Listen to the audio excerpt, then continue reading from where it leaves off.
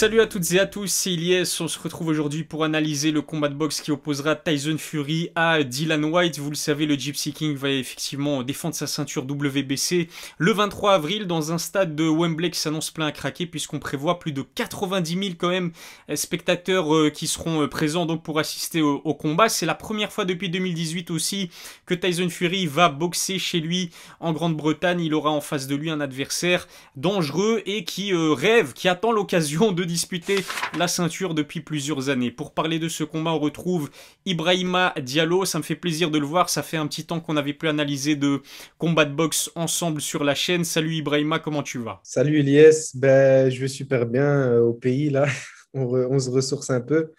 Et voilà, on est encore heureux de faire cette petite analyse avec toi et voilà. Pour les personnes qui peut-être ne te connaissent pas encore, je le rappelle, tu es un jeune boxeur professionnel venu de Belgique, originaire de Guinée, Conakry, comme le montre ton maillot, et tu es invaincu après 3 combats. Tu vas nous partager ton expertise pour qu'on en apprenne plus sur ce combat donc entre Tyson Fury et Dillian Whyte. Tu le savais, initialement le Gypsy King visait une réunification des titres chez les lourds face à Usyk. Malheureusement pour lui, Anthony Joshua ne l'a pas laissé faire. Il a refusé l'argent que lui a proposé l'équipe de Tyson Fury. De son côté, Dillian, lui, il était censé affronter Otto Wallin en octobre 2021. Malheureusement pour lui, il s'est blessé à l'épaule et donc le patron de la WBC l'a nommé challenger obligatoire pour Tyson Fury. Qu'est-ce que tu penses de ce combat? Je pense que ça va, c'est bien, mais on aurait espéré voir un Usyk Fury ou bien même un Fury Joshua, tu vois, c'est ce qu'on rêve depuis quelques années. Mais voilà, ça va être quelque chose de pas mal, mais on aurait préféré voir, comme j'ai dit, Usyk, Usyk contre Fury ou bien Joshua contre Fury. D'ailleurs, normalement, le vainqueur de ce Fury White devrait affronter le vainqueur du rematch entre Usyk et Joshua. C'est quoi l'opposition dont tu rêves le plus? L'opposition dont je rêve le plus, c'est quand même Fury Joshua parce que ça va On est vraiment d'accord. être un gros événement. Après, je veux bien aussi voir Usyk Fury, mais ça va être beaucoup plus ennuyeux, je pense, comme combat. Enfin, pour le grand public, hein, je veux dire. C'est vrai que c'est toujours plus intéressant d'avoir une opposition de style entre un boxeur, quand on dit boxeur, c'est-à-dire un boxeur technique, et puis un puncher. Ce qui serait le cas si on avait un Fury Joshua, et c'est d'ailleurs le cas aussi avec ce Fury White, tu vas nous en dire plus dans quelques instants. Alors tu le sais aussi, bien sûr Ibrahima, le Gypsy King, il sort tout juste d'une victoire sur KO technique face à Deontay Wilder au 11e round. C'était la 3e fois que les deux boxeurs s'affrontaient. Pour moi, c'était d'ailleurs cette trilogie le combat le plus intéressant des trois. Cette deuxième victoire contre le Bronze Bomber, est-ce qu'elle t'a peut-être appris quelque chose de nouveau sur Tyson Fury? Je pense pas qu'elle m'a appris quelque chose de nouveau, mais elle m'a confirmé et encore plus peut-être me prouver que c'est vraiment un boxeur très complet, au fait. Parce que tu as vu que il sait tout faire et ce qui m'a impressionné surtout dans ce combat, c'est la manière dont il impose son poids sur ses adversaires, en fait. Même si c'est pas le plus gros des punchers, il impose une pression sur l'adversaire sans même frapper des fois, juste en mettant son poids du corps sur l'adversaire. Et c'est ça que tu vois, ça fatigue. Et Wilder, c'est ça qui l'a grillé, tu vois. Et on a aussi vu que il encaisse vraiment, tu vois. C'est vraiment quelqu'un qui a un gros menton. Donc voilà, après, ça m'a juste confirmé que c'était un grand boxeur, mais ça, j'ai pas appris grand-chose de nouveau sur lui à ce combat-là. C'est un secret pour personne, on peut clairement dire qu'aujourd'hui Tyson Fury c'est certainement le meilleur poids lourd à l'heure actuelle. C'est un boxeur aussi, comme tu l'as dit, qui a plus d'une corde à son arc, parce que lors de ses 3 combats contre Wilder, finalement il a prouvé qu'il pouvait changer de style et s'adapter à la stratégie de son adversaire. Au premier combat c'était un boxeur Fury, je veux dire, très mobile, très technique, beaucoup de distance aussi avec Wilder. Il n'a pas pris énormément de risques, mais sur les 2 combats d'après, bon, on l'a vu beaucoup plus offensif, j'ai même envie de dire beaucoup plus agressif. Justement, à quelle version du Gypsy King est-ce qu'on aura droit face à Dillian Whyte? Moi, je pense qu'on aura un mix des deux. Et je pense qu'au fait que même quand il est mobile, il reste toujours agressif parce que sur chacun de ses coups, tu sens qu'il met vraiment de l'impact. Surtout dans les 2 derniers combats avec Wilder. C'est vrai qu'au premier, il revenait de sa grosse dépression, etc. Donc, je pense qu'il y avait un peu de retenue et lui-même était peut-être pas encore assez sécure avec lui-même pour faire ça. Mais je pense qu'avec Dillian Whyte, ça va vraiment être un mélange des deux, un mix des deux, parce qu'il va devoir être très mobile vu que l'autre, ça envoie des patates, des grosses patates. Et voilà, mais je pense que ouais, on aura un mix des deux. Je pense qu'en début de combat, très mobile, attentif, voir les ouvertures, et puis par la suite imposer son poids parce qu'il il sera même plus lourd que Dylan White, je pense, à ce combat-là. Comme le dernier combat, il était à 120 kilos, aux alentours de 120. Je pense que Dylan White sera aux alentours de 110, 115. De son côté, bah justement, on va parler un petit peu de Dylan White. Il fait certainement partie des 10 meilleurs poids lourds aussi à l'heure actuelle. Il s'est quand même imposé contre des beaux noms de la division, notamment Derek Chisora, Joseph Parker, Oscar Rivas ou encore Povetkin. D'ailleurs, il a vengé sa première défaite face à Povetkin sur un énorme KO. Heureusement pour lui qu'il a vengé cette défaite. Est-ce que tu le trouves assez armé pour être peut-être capable de non seulement déranger Tyson Fury et pourquoi pas capable de lui infliger la première défaite de sa carrière? Je pense pas qu'il est assez armé, mais je pense que dans cette catégorie en poids lourd, tout peut arriver. Donc, sur un coup, tout peut changer et il frappe vraiment très, très fort. Bon, je pense pas qu'il punch autant que Fury, qu'autant que Wilder, mais il a une grosse, grosse frappe et des deux mains, que ce soit son bras avant ou son bras arrière. Donc ouais, à ce niveau-là, mais techniquement, il n'est pas du tout assez armé. Il est pas assez rapide par rapport à Fury. Il est moins rapide que lui. Au niveau de la puissance, ouais, il a peut-être un peu plus de puissance. Ses coups sont peut-être un peu plus lourds. Mais voilà, et au niveau du poids, comme j'ai dit, Fury, il impose son poids sur tous les adversaires qu'il a boxés. À chaque fois, il a réussi, que ce soit contre Chisora, que ce soit contre n'importe qui, à chaque fois, il a réussi à imposer son poids du corps sur l'adversaire. Mais voilà, donc ouais, je pense qu'il a la puissance.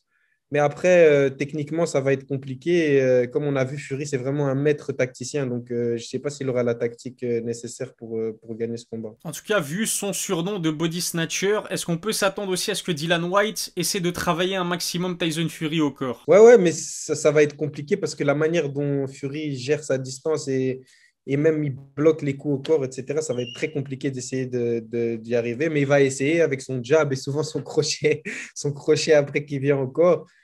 Mais je pense franchement que ça va être très compliqué. Et pour moi, c'est deux niveaux différents. Tu vois, pour moi, il y avait au niveau des poids lourds, il y a Fury, Joshua et Usyk. Et puis après, il y a les autres. Et là, je pense que c'est deux catégories différentes. Maintenant, après, c'est une catégorie, comme on a dit, le punch joue beaucoup. Et sur un coup, tout peut basculer. On l'a vu, Fury, il est tombé. Il aurait pu ne pas se relever. Donc là, voilà. Mais sinon, sur le papier, je pense que Fury est bien au-dessus de Dylan White. Il faudra pas cligner des yeux, en tout cas, ça c'est sûr et certain. Tu as parlé de l'importance, ou plutôt de la supériorité physique de Tyson Fury, c'est très intéressant, alors on va se concentrer là-dessus. Faut dire quand même que contrairement à Deontay Wilder, qui a dû passer, tu le sais, par une sorte de prise de masse, on va dire, pour frôler les 110 kilos lors de la trilogie face à Tyson Fury, moi j'ai quand même l'impression que Dylan White peut quand même rivaliser physiquement avec les 120 kilos du Gypsy King. C'est un boxeur très massif qui accorde aussi plus d'importance non seulement à sa préparation physique, mais aussi à son alimentation si l'on en croit sa shape actuelle. Généralement, c'est un boxeur qui arrive très gras dans un ring. Sur ses derniers combats, c'est beaucoup moins le cas. Est-ce que ça peut l'aider justement à faire face à un mastodonte comme Tyson Fury, et notamment ce que tu as dit, le fait que Tyson Fury c'est quelqu'un qui impose son physique, notamment dans le clinch pour fatiguer ses adversaires. Là en face de lui, il aura quand même un beau poids lourd. Ouais, il aura un beau poids lourd. Je pense que ce sera moins facile. Il imposera moins facilement son poids que sur Wilder et on verra beaucoup moins la différence de poids à ce niveau-là. Mais je pense que, au fait, Fury, il a vraiment une manière aussi dans ses clinches de mettre son poids sur la personne. C'est pas seulement le poids qu'il a, c'est la manière dont il arrive à attraper l'adversaire, à se positionner pour fatiguer son adversaire. Et ça, je pense que Dylan White, dans tous ses combats, on n'a jamais vu un Dylan White très bluffeur, très accrocheur, etc.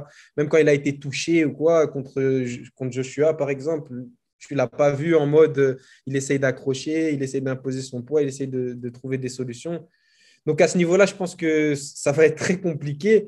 Maintenant, il est très massif, c'est vrai, il frappe très fort, mais voilà, Fury, il est vraiment très, très intelligent et il arrive vraiment à imposer son poids à n'importe quel boxeur contre qui il a boxé. Donc ça va être compliqué. Dylan White, ça reste quand même assez solide, encore une fois. 30 combats professionnels, 28 victoires, dont 19 sur KO, et aussi 2 défaites, et 2 grosses défaites sur KO, on doit en parler. La première, c'est face à Anthony Joshua, dans un combat spectaculaire. J'ai vraiment adoré ce combat. Et puis beaucoup plus récemment, le fameux KO face à Povetkin. On sait que Tyson Fury, lui, il est invaincu. Ça ne l'a pas empêché d'aller aussi au tapis, se retrouver au sol à plusieurs reprises, notamment face à Wilder, mais il s'est relevé à chaque fois. Au petit jeu, j'ai envie de dire, de savoir lequel des deux a le menton le plus solide. Avantage très net à Tyson Fury. Ouais, avantage très net à Tyson Fury, on l'a bien vu, que ce soit contre Joshua et contre Povetkin. C'est vrai que les coups étaient très puissants, mais voilà, je veux dire, le coup que Wilder met à Fury dans le premier fight, on dirait qu'il est mort, il se relève comme l'Undertaker. C'était impressionnant. Et je pense C'est que surnaturel. Ouais. il a vraiment une mâchoire naturellement, tu vois. Il a vraiment quelque chose. Il encaisse bien les coups et surtout, il accompagne bien les coups. Donc, même quand il prend des grosses patates, il arrive à accompagner des coups, ce que Dylan White n'a pas. Et la défense de Dylan White, elle est à parfaire par rapport à celle de Fury, qui a une des meilleures défenses de toute catégorie confondue, je pense. Malheureusement pour les fans de boxe, il y a quelques semaines, Tyson Fury a justement annoncé que ce combat face à Dylan White serait certainement le dernier de sa carrière. À 33 ans, il estime qu'il n'a plus rien à prouver à personne. Info ou intox, qu'est-ce que tu penses toi de cette déclaration du Gypsy King? Moi, je pense qu'il y a des deux, tu vois. Je pense que quand tu arrives à ce niveau-là, à un moment, t'en as un peu marre. C'est vrai que ça fait des années quand même qu'il recherche à boxer contre Joshua, à prouver les choses. Et là, il voit qu'à chaque fois, on lui met des bâtons dans les roues, etc. Je crois qu'il y a un peu de dégoût. Mais je pense que même s'il gagne ce combat, je pense qu'il n'arrêtera pas. Si demain, il y a une proposition de Joshua contre lui, je pense qu'il le fera. Parce que les enjeux financiers et même les enjeux, c'est un grand sportif, on l'a vu.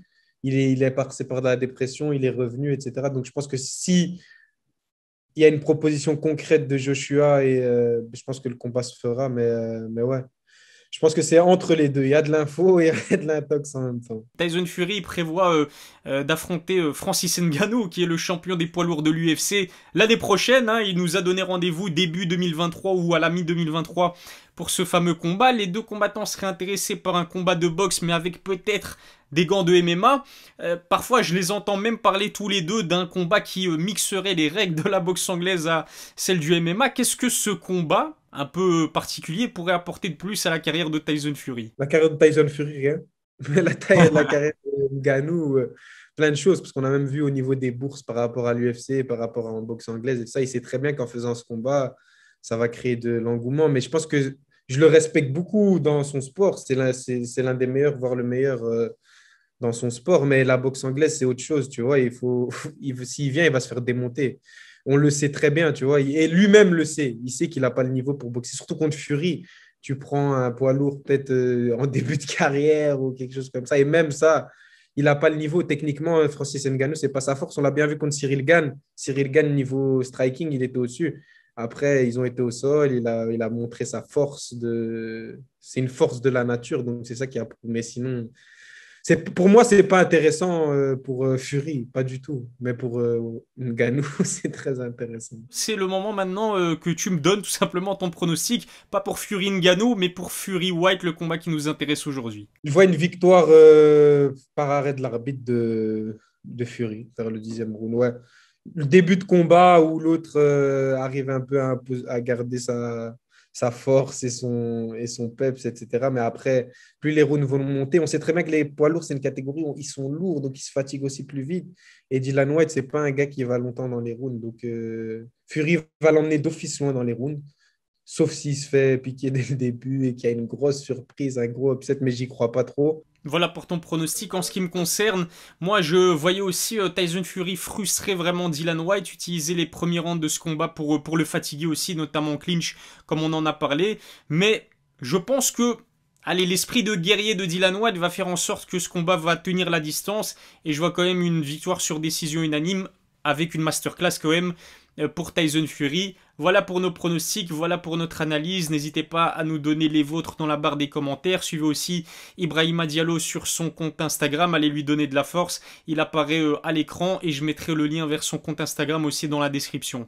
Écoute Ibrahima, merci beaucoup pour cette analyse très complète. On se donne rendez-vous très vite pour analyser un autre combat de boxe. D'ici là, prends soin de toi et à la prochaine.